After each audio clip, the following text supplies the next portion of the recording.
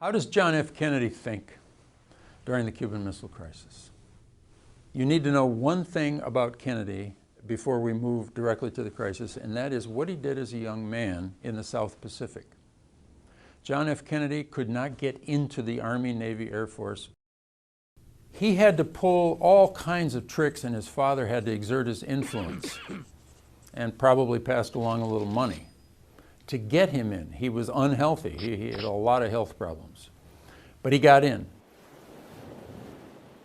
Right in the middle of the war in 1943.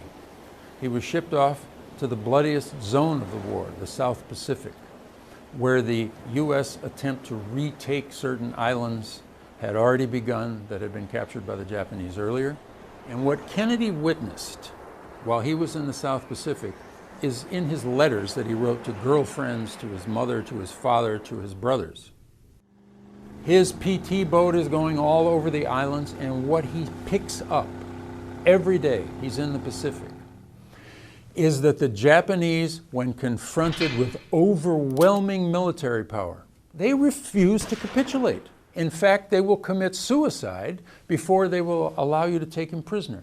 And that includes civilians. People are falling on grenades and being exploded. People are joining hands as families and neighborhoods and leaping off cliffs to their death below.